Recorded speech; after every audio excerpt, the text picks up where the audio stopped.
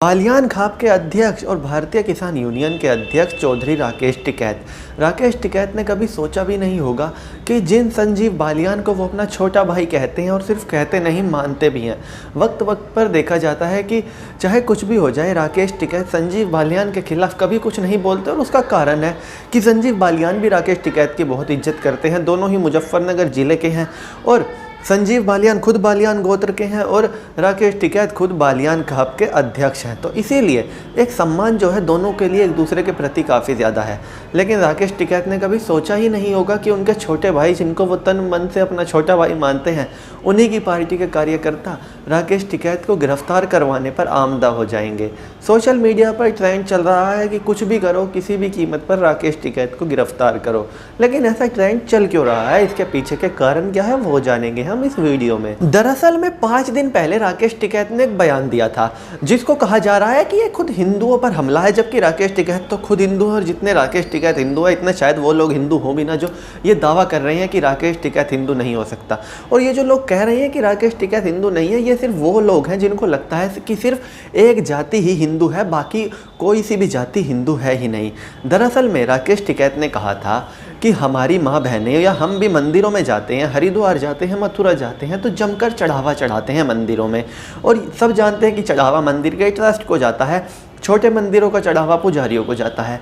लेकिन हम यहाँ आए हैं, हम यहाँ इतने दिन से हैं, हमने एक भी मंदिर वाला हमारी सेवा करता हुआ, हमारे लिए लंगर चलाता हुआ, हमारे लिए भंडारा चलाता हुआ नहीं देखा, जबकि गुरुद्वारे वाले तन मन धन से किसानों की सेवा में समर्पित हैं।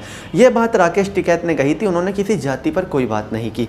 उनका विशेषकर निशाना मंदिर के ट्रस्ट और वो पंडित थे जो बड़े बड़े मंदिरों के पंडित हैं, वहाँ पर इतना चढ़ावा जाता है और किसान भी भारी मात्रा में जाते हैं और भारी मात्रा में चढ़ावा चढ़ा कर आते हैं।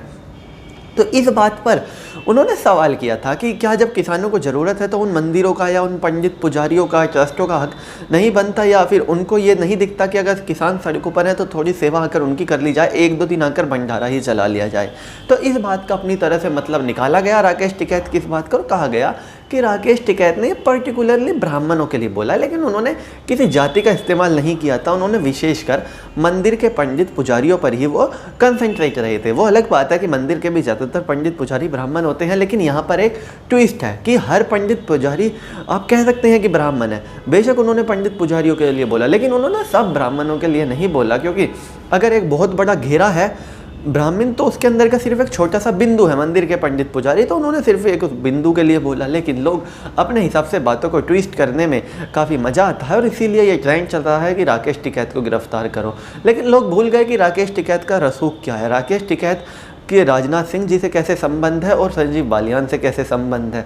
सत्ता किसी की भी हो, राकेश टिकैत के हर बड़े नेता तक पहुंच है और हर बड़े नेता से संबंध है। और जिन लोगों को लग रहा है कि राकेश टिकैत को गिरफ्तार करो, ट्रेंड चलाने से राकेश टिकैत गिरफ्तार हो जाएंगे, उनको शायद यही नहीं पता कि जो इनके पसंदीदा नेता हैं, या फिर यूँ कह लीजिए जो रूलिंग पार्टी के बड़े बड़े नेता हैं, चाहे उत्तर प्रदेश में हो चाहे केंद्र सरकार में हो, राकेश टिकैत के हर किसी से अच्छे संबंध है और राकेश टिकैत को हर कोई जानता है। तो इन छोटी छोटी बातों पर इस तरह से राकेश टिकैत गिरफ्तार नहीं हो सकते और उन लोगों को अपने दिमाग से फितूर निकाल लेना चाहिए। मुजफ्फरनगर क्षेत्र के जितने भी विधायक हैं, अगर राकेश टिकैत कुछ बात कह दे तो उन विधायक की इतनी हिम्मत नहीं हो सकती कि राकेश टिकैत की बात को इनकार किया जा सके या राकेश टिकैत की बात को वो अनसुना कर सके। ये रसूख है राकेश टिकैत का मुजफ्फरनगर क्षेत्र में। उनके पिता चौधरी महेंद्र सिंह टिकैत का तो खैर पूरे देश में ही था, लेकिन उनका भी मुजफ्फरनगर में इतना रसूख तो है ही।